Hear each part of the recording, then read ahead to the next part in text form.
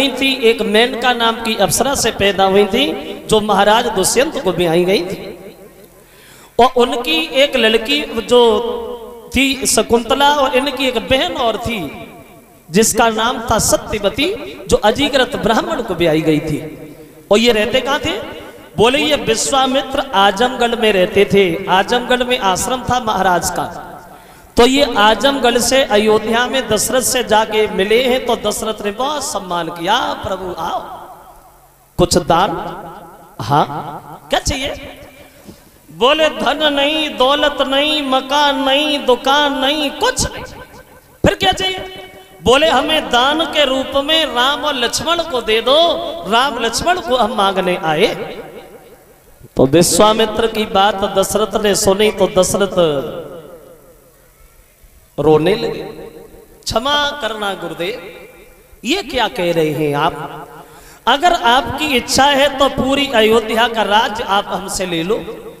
जितनी भी मेरे घर में दौलत पड़ी है वो पूरी दौलत आप हमसे ले लो, लेकिन राम लक्ष्मण को हमसे न मांगो। क्योंकि बुढ़ापे में हमने बच्चों को देखा है, बुढ़ापे में बच्चों की सूरत देखी।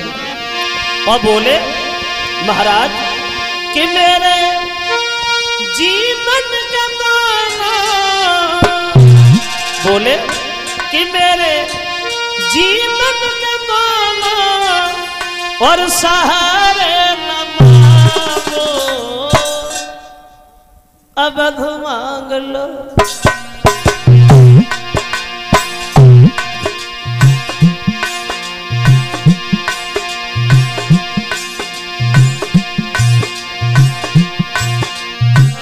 अवध मांग लो, राम प्यारे न मांगो, अवध मांग लो।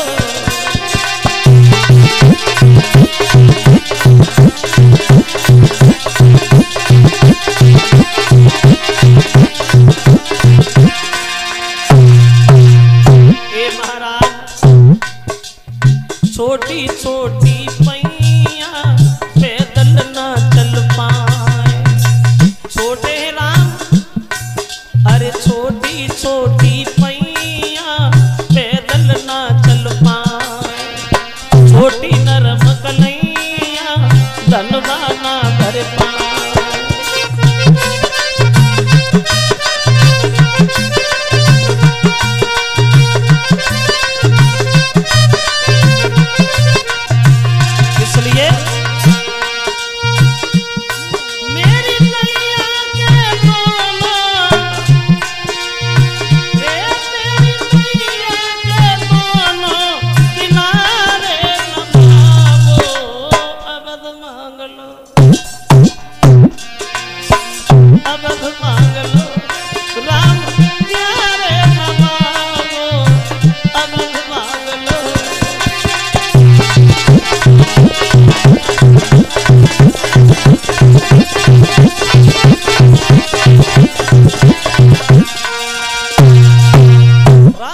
ना मांगो, जो इच्छा हो वो मांगो।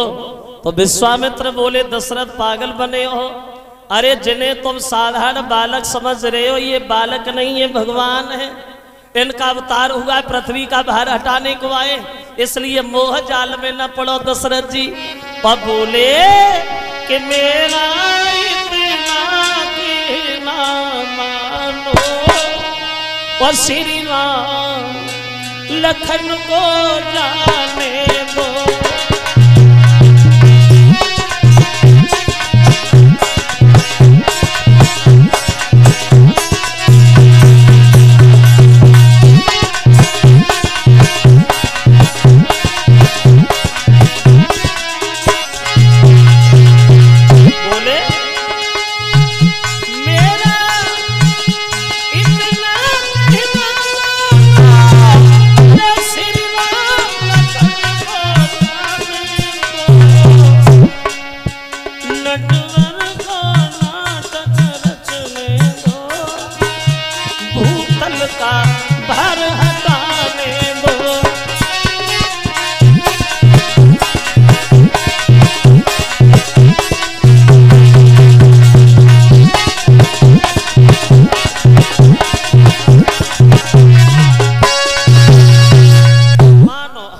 बाद दशरथ जी भेज दो हमारे साथ। बोले प्रभु अगर मानते नहीं हो तो ले जाओ, लेकिन हमारे बच्चों का ध्यान जरूर रखना। तो विश्वामित्र बोले भैया हम इनका क्या ध्यान रखेंगे, ये तो दुनिया का ध्यान रखने वाले। बढ़िया, ये एक हार एक मुकुट से जो हमें सम्मानित कर रहे हैं हमारे चांदेश्वर शास्त्री जी, और चांदेश्वर शास्त्री जी की तरफ से एक हार एक मुकुट हमारी करीब आया है। कामना करते हैं भगवान समाज में सम्मान दीर्घ आयु प्राप्त होती रहे और हमेशा आगे बढ़ती रहे। बोलिए भक्तवत्सल भगवान की। अब इधर राम लक्ष्मण को लेके चले विश्वामित्र जी आजमगढ़ में, तो रास्ता में एक जंगल मिला है। उस जंगल में जंभासुर की पत्नी ताड़िका से भेंट हुई राम की। तो जीवन में पहली बार पहले बाण से उस राक्षसी ताड़िका का वध करते हैं राम, और ताड़िका का वध करके आजमगढ़ में गए और विश्वामित्र के यज्ञ को संपन्न कराते हैं, और यज्ञ संपन्न करा के आजमगढ़ में रहने लगे राम लक्ष्मण विश्वामित्र जी के साथ। अब राम लक्ष्मण तो विश्वामित्र के साथ रह रहे। अब आप इधर देखे जनक के घर में थोड़ी देर। ये जनक कौन थे? बोले जनक जो थे, ये जनक के पिता का नाम था हरसरोमा, और इन हरसरोमा के घर में इनके 3 औरतें थी, सैभागा, सदा और सर्वदा। इन 3 औरतों से 10 बच्चा पैदा हुए थे, जिनमें जनक सबसे बड़े थे। इनके अरे भैया लाइट वाले जहाँ भी हो अपने बड़े जनरेटर के पास पहुंच जाए जल्दी, लाइट वाले भैया। इनके एक लड़की थी जिसका नाम था सीता, और इनके एक लड़का था जिसका नाम था लक्ष्मी निधि। तो इन सीता ने एक दिन वो काम कर दिया जनक के घर में जो कभी कोई बहादुर नहीं कर पाया। जनक के घर में एक शंकर जी का धनुष रखा हुआ था धरोहर में, और ये धनुष इतना वजनीक था कभी कोई बहादुर नहीं हिला पाया। लेकिन एक दिन सीता ने उठा लिया। जो ये धनुष दधीच महात्मा की रीढ़ की हड्डी का बना हुआ था, बिना की हड्डी का। और ये धनुष कब बना था? बहुत जल्दी में। बोली ये धनुष तब बना था जब एक दिन देवताओं के गुरु बृहस्पति देवताओं से नाराज हो गए, तो राक्षसों को मौका मिल गया। बोले जब गुरु ही नाराज है तो फिर इनकी सहायता कौन करेगा? तो राक्षसों ने धावा बोल दिया। तो इंद्र ब्रह्मा जी से जाके रोया, तो ब्रह्मा जी बोले काम करो इंद्र, अगर तुम्हारे मांगने से दधीच महात्मा की हड्डियां मिल जाए तो इन राक्षसों पे जब हो सकती है, क्योंकि ये महात्मा की तपस्या करते करते हड्डियां इतनी शक्तिशाली बन गई हैं जो एक वज्र का काम करेंगे। अब देखो इंद्र अपने मतलब को हल करने के लिए राजा से भिखारी बन गया, अपने मतलब को हल करने के लिए। और एक बात जरूर ध्यान रखना, ये 7 दिन का संसार सिर्फ 7 अक्षरों पर टिका है, अपना मतलब। जब तक हमारा तुमसे मतलब है तब तक पीछे पीछे घूमेंगे, जब मतलब निकल जाए तुम अपई घर है, हम अपई घर है, हमें क्या करना है। एक कवि कहता है, देखिए, अरे मतलब के बिना कोई ना किसी का है प्यारा, मतलब के बिना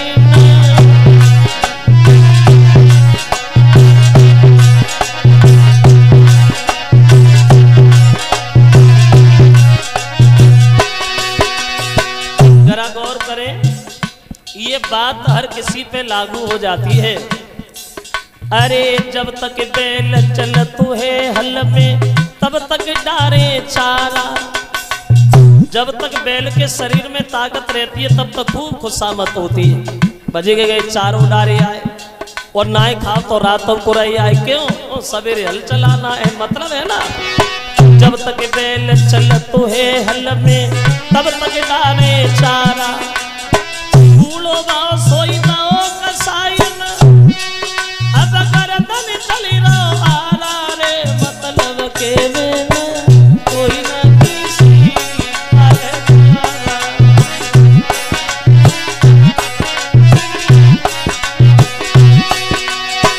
सुनो, बहु सासु से कहे टुकरिया, देती जवाब करारा। काई अब का मतलब की ना कुआ में ना गिर जावे का करे। अरे बहु सासु से कहे टुकरिया देती जवाब करारा, बच्चा तक मेरो नाई खिलावे मेरो खून चूसनारा रे, मतलब के में कोई ना किसी का है प्यारा। और सुनिए, अरे चेला बन के ज्ञान सीख ले भेद भाव ले सारा। तब तक गुरु की बड़ा सेवा होती है जब चेला का मतलब रहता है, और जब मतलब निकल जाए तो मड़ के भी नहीं देखता, मरो मन न जा हमें क्या करना। चेला बन के ज्ञान सीख ले भेद भाव ले सारा, जब सेवा को मौका लागे सोई अंगूठा करे सारा रे, मतलब के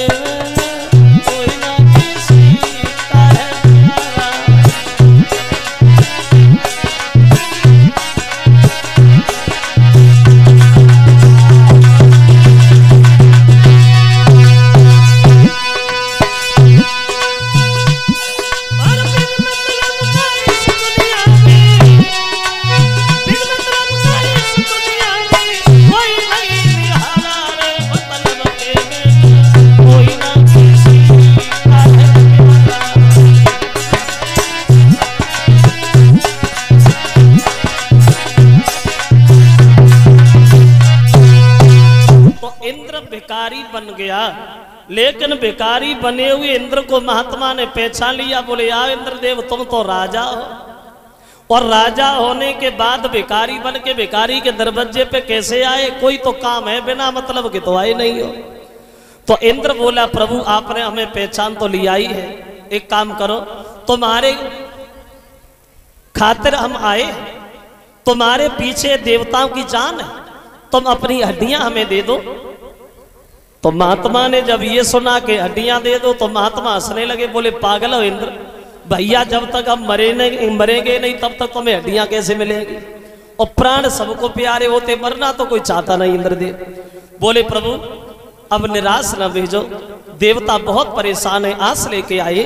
तो देखो हमारे देश के त्यागी महात्मा दधीच को, बोले सुना अगर आस लेके आए हो तो इंद्र हम तुम्हें निराश नहीं भेजेंगे। वैसे तो इंसान का शरीर अमूल्य है, इसका कोई मूल्य नहीं, लेकिन मरने के बाद किसी के काम का नहीं है। तो आज हमारा सौभाग्य है जो हम मरने के बाद में देवताओं के काम में आए। एक काम करना इंद्रदेव, हम समाधि खींच रहे और तुम कामधेनु को बुलवा करके हमारे खाल और मांस को चटवा लेना, और खाल मांस जब कुछ ना रहे तो तुम हमारी हड्डियां निकाल करके अपने काम में लगा लेना। यों कह के ऋषिराज ने और ली समाधि तत्काल, सोई जय जय कह के देवगण बिगमने अस्त्र निकाल। वो नई हड्डियन से बने फिर विविध भांति हथियार, वो जिनके ही द्वारा हुआ उन राक्षस का संहार।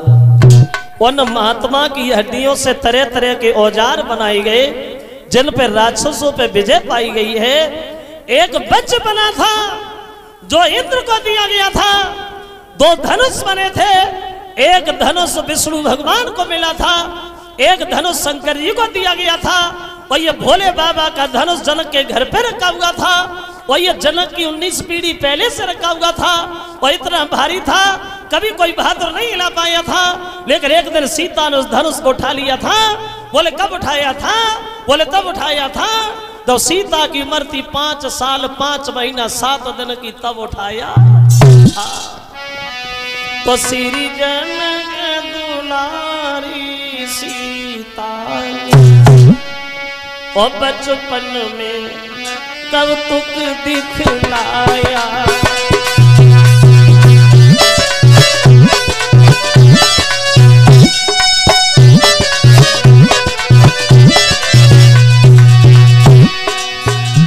उठा लिया, देखा जब जनक नाचती सीता ने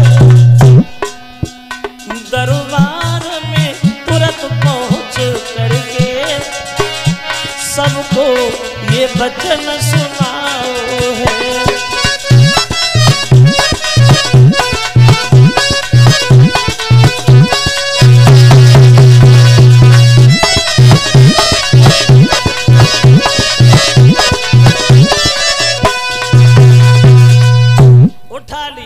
सीता ने धनुष। और जब जनक ने देखा तो जनक ने मन में सोचा, बाजी वाह, आज हमारी बेटी ने वो काम किया है जो कोई बहादुर दुनिया में कर ही न सका।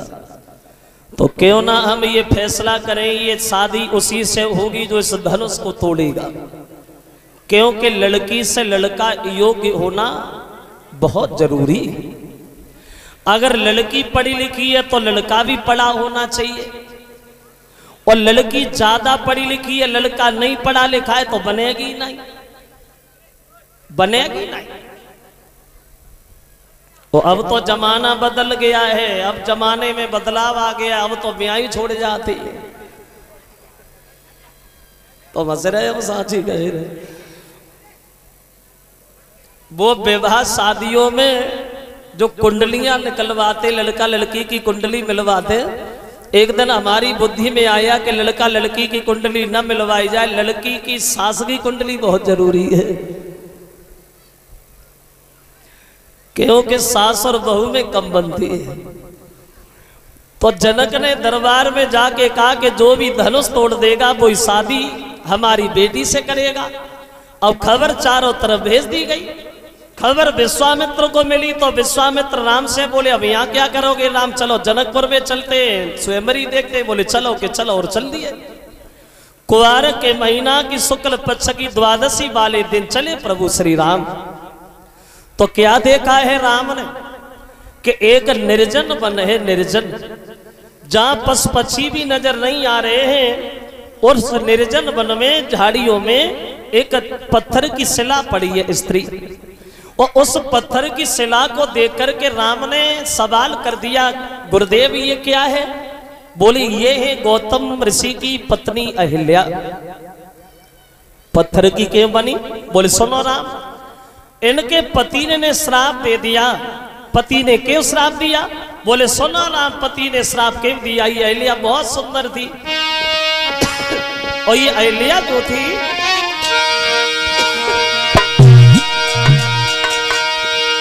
अरे थी जो चंद्र बदन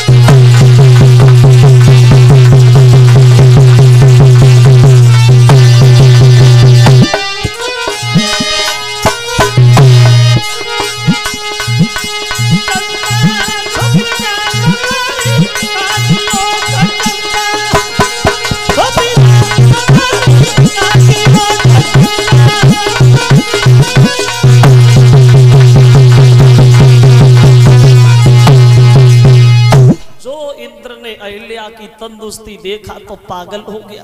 मन में सोचने लगा ये तो हमारी पत्नी होनी चाहिए थी, काम आत्मा के चक्कर में पड़ गए। फिर मन में सोचा चलो मेरी नहीं भाई तो क्या होगा, हम इससे मिलेंगे जरूर, छल जरूर करेंगे, लेकिन छल करें कैसे? महात्मा तो पूरे दिन घर में ही रहते हैं, अगर ये घर खाली हो जाए तो ठीक रहे। फिर मन में सोचा वो गंगा नहाने जाते तब घर खाली होगा तब चलेंगे।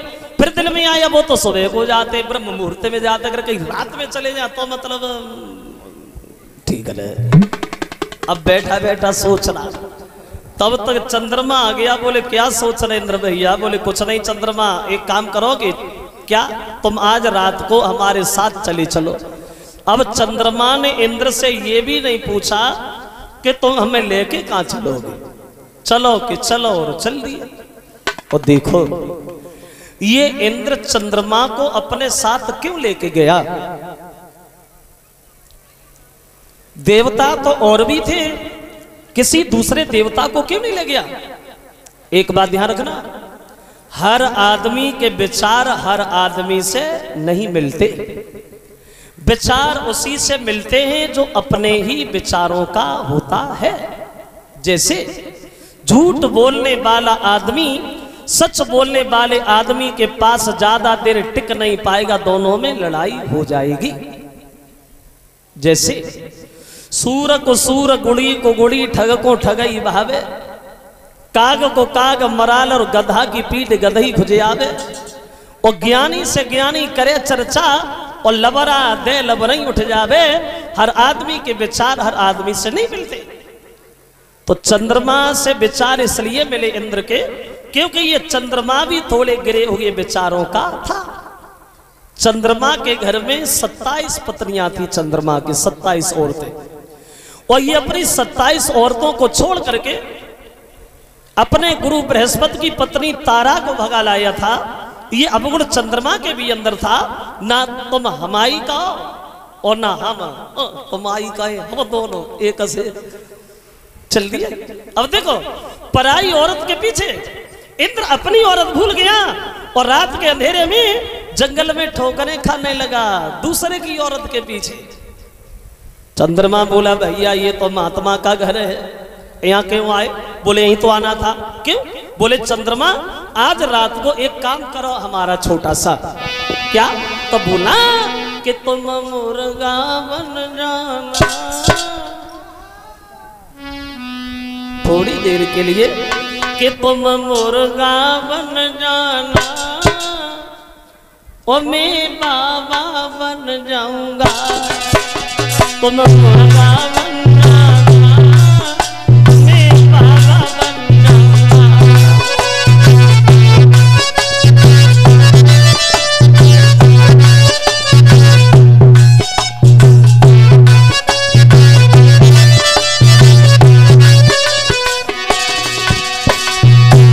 मुर्गा बन के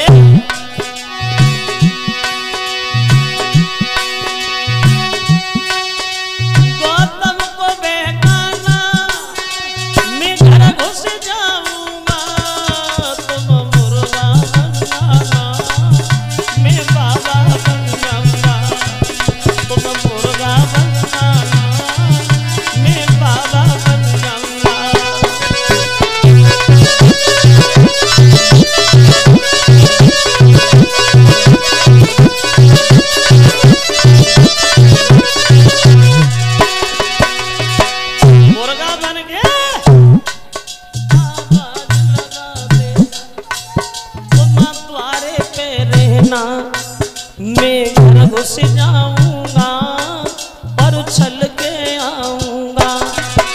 तुम इतना काम करना ऐसा न भूलूंगा। तुम मुर्गा बन जाना, मैं बाबा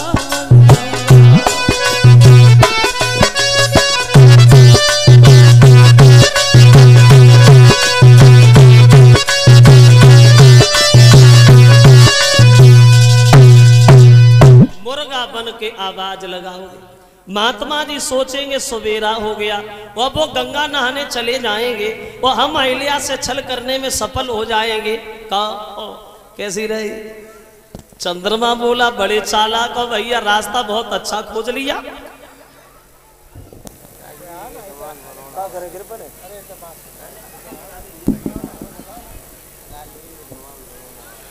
अब चंद्रमा जो है वो मुर्गा बन गया।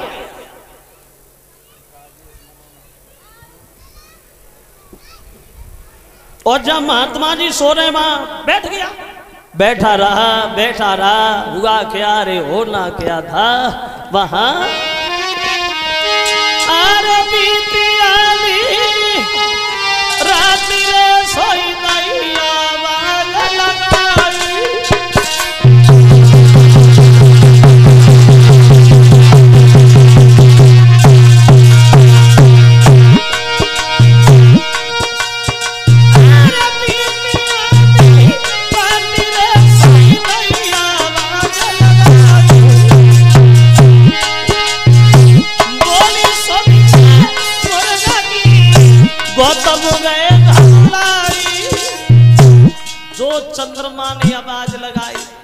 महात्मा जी उठ करके बैठ गए, सवेरा हो गया।